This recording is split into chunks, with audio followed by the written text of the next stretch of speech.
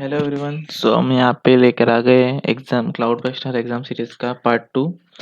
तो आइए शुरू करते हैं आज के 10 क्वेश्चन से। Question number first, you have to distributed application in AWS that periodically process large volumes of data across multiple instances. You design the application to recover gracefully from any instant failure. You are required to launch the application in the most cost effective way. Which type of EC2 instance will meet your requirements? तो यहाँ पे हमें कौन सा भी एक option select करना है।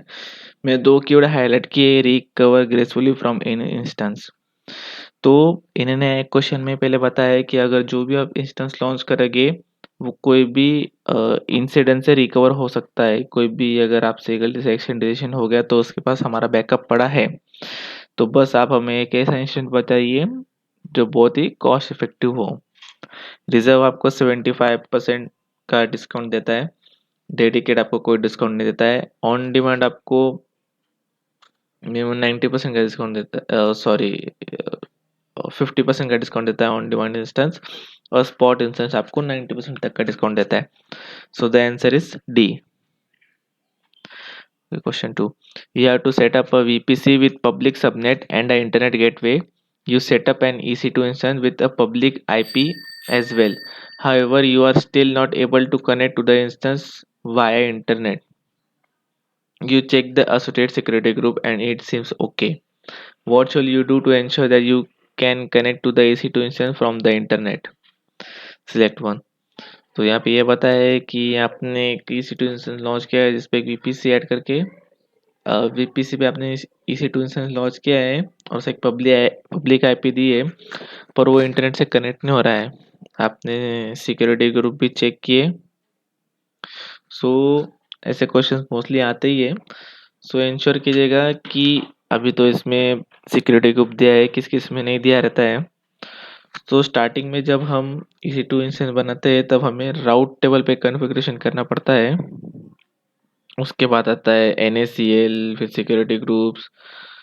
सो अगर आईपी एड्रेसेस, सो अगर उनमें से कोई चीज़ मेंशन नहीं है तो वो सिलेक्ट करना है। यहाँ पे राउट टेबल क्वेश्चन में मेंशन नहीं है तो हम ए के साथ जाएंगे। Option A is the correct.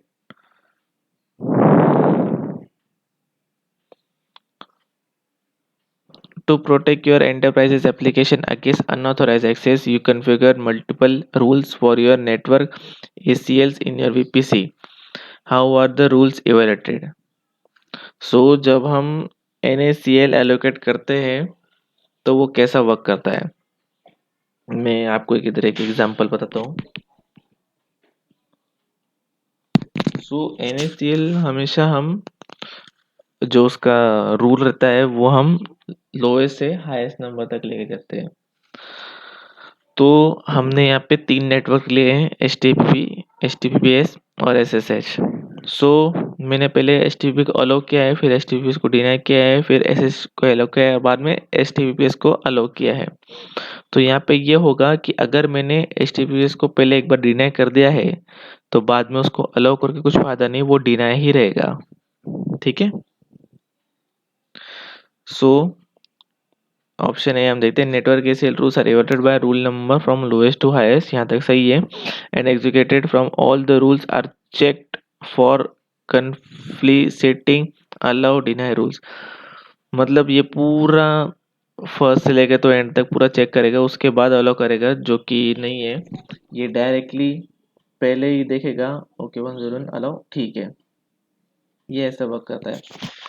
B option is network ACL rules are evaluated by the rule number from lowest to highest and execute immediately when a matching allow deny rules is found. तो ये सही है, तो option B is the correct one.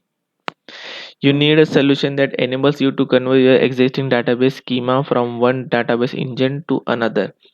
What should you use? यहाँ पे basically बहुत normal question है। तो अगर किसी को पता नहीं स्कीमा क्या है, तो स्कीमा मीन्स स्ट्रक्चर। ठीक है। तो बिना कुछ ज़्यादा दिमाग लगाए यहाँ पे उन्होंने पहले से ही दिया है AWS Schema Converter tool. So C is the correct answer. Your e-commerce application needs a database to store the online cart data that is temporary. Which of the following database is the best match for this use case? सो हम cart में जब भी कुछ लेते हैं तो random selection करते हैं जिसका कोई रिलेशन नहीं रहता है।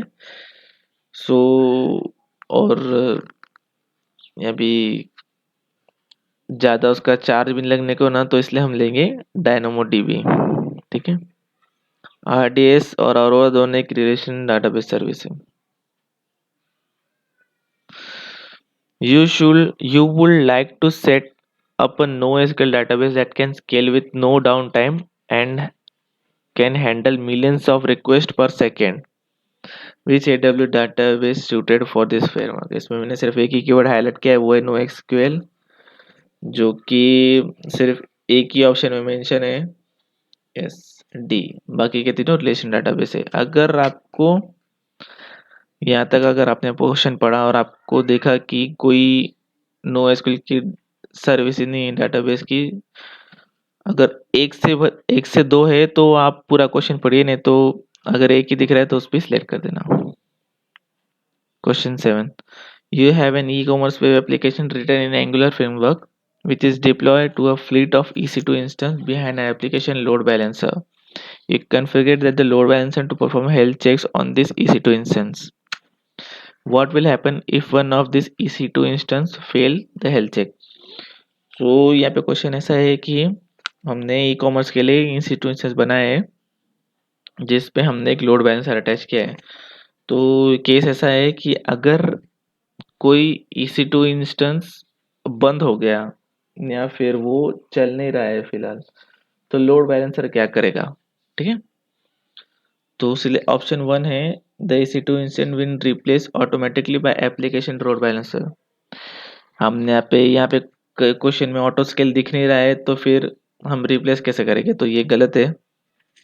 Second, the EC2 instance get quarantine by the application load balancer for the root cause analysis. नहीं, ये भी गलत है, वो अपने आप ही ठीक नहीं हो सकता है। अगर उस पर ट्रैफिक वो थोड़ा टाइम लेगा, पर ये क्वेश्चन गलत है, ऑप्शन गलत है। C, the application load balancer stop sending the traffic to the EC2 instance that has failed the health check. ये राइट है, जब तक वो ठीक नहीं होता है तब तक एप्लीकेशन लोड बैलेंसर उस पर ट्रैफिक नहीं भेजेगा। D, the EC2 instance get terminated automatically by the application load balancer. नहीं, एप्लीकेशन लोड बैलेंसर अपने आप ही कोई टास्क परफॉर्म नहीं करता है, वो बस EC2 इंस्टेंस का हेल्थ चेक रूटीन करता है by the help of cloud watch. तो डी तो नहीं है, तो option C is the correct one. Company has an on-demand EC2 instance that is transferring large amount of data to an Amazon S3 bucket in the same region. Your manager is worried about the infrastructure cost considering the vast amounts of data being transferred to the bucket.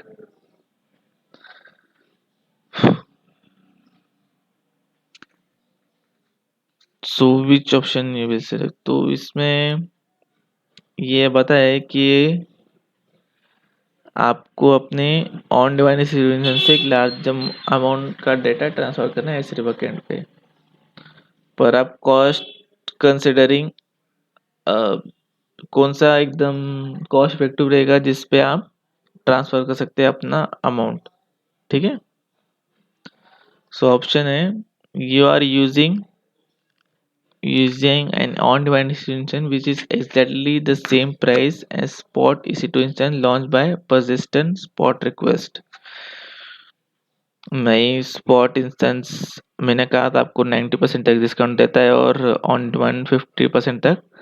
सो ये same तो नहीं सकते, तो A is the wrong one. You are only using an on-demand instance where the cost will be lower than spot instance। फिर से क्योंकि spot instance 90% discount देता है, तो फिर वो कैसे ऑन डिमांड से कम हुआ? ऑन डिमांड आपको 50% तक का डिस्काउंट देता है। ठीक है। Transferring data from EC2 instance to Amazon S3 in the same region has no cost. Yes, this is the right one. अगर आप एक ही रीजन में कोई डाटा ट्रांसफरिंग कर रहे हैं तो आपको उसका बिल्कुल कॉस्ट नहीं लगता है। DA, transferring data from EC2 instance to NSA bracket in the same region है 50% डिस्काउंट। नहीं नहीं, ये भी गलत है। Option C is the correct one. You have a web application hosted on demand EC2 instance in your VPC You are creating a shell script that needs the instant public and private IP address, which is what is the best way to get instant associated IP address from your shell script can use. Okay, so हम option A कोई भी एक select कर सकते हैं, तो option A है by using a cloud watch metric. नहीं, क्लाउड वॉच बस एपीआई कॉस्ट मॉनिटर करता है, तो ये गलत है। By using API API I am क्यों दिया है मुझे यहाँ पे भी समझ में नहीं आया। सो आई एम का यूजर है कोई भी यूजर को यूजर नेम और पासवर्ड ऑथोराइज करना। ऑप्शन सी है a query by using a query command to get the latest metadata information। Yes, ये हो सकता है क्योंकि मेटा डेटा आपको सिक्योरिटी ग्रुप आईपी एड्रेस उन सब का इंफॉर्मेशन प्रोवाइड करता है, तो आप उसको अपने शेल स्क्रिप्ट पे ऐड करके आईपी एड्रेसेस एलोकेट कर सकते हैं। और ऑप्शन डी है यूजर डेटा। तो यूजर डेटा हम सिर्फ एक ही बार यूज कर सकते हैं at the launch time of the कोई, जब हम कोई सिचुएशन लॉन्च करते हैं हम तभी यूजर डेटा यूज करते हैं। लाइक हमें कोई यूज हम कोई सिचुएशन लॉन्च करते हैं जिसमें हमें पाइथन चाहिए, तो जब हम स्टार्ट करते हैं तब कमांड पे लिखना पड़ता है इंस्टॉल पाइथन। सो हम तभी उसके बाद ही हमें पाइथन की सर्विस मिलेगी। सो या यूजर डेटा में बस यही बताना चाहता हूँ क्यों हम एक ही बार यूज कर सकते हैं at the launch time. 10. Which of the following is the best way to protect your data from accidental deletion on Amazon S3? Select one. So storage class तो नहीं होगा कि हमें सिर्फ डेटा स्टोर नहीं करके रखना है। ट्रांसफर एक्सक्रेशन में अगर बीच में ही कुछ इंसिडेंट हो गया तो हम अपना बैकअप नहीं ले पाएंगे। लाइफ साइकिल की एक पॉलिसी रहती है कि हर 30 डे के बाद डेटा शिफ्ट होगा, हर 39 डे के बाद शिफ्ट होगा। सो ये भी नहीं है। वर्जनिंग आपका ऑटोमेटिकली बैकअप होता जाएगा। आप इधर टाइप करोगे कुछ ए तो बिना कोई टाइम लिए वो भी आपका जो सेकेंडरी डेटा है बैकअप डेटा वहाँ पे वो सेव होके उसका बैकअप क्रिएट करता जाएगा। So option A is the right one. So thank you for watching. This is the 10 question for today. Meet you tomorrow. Thank you.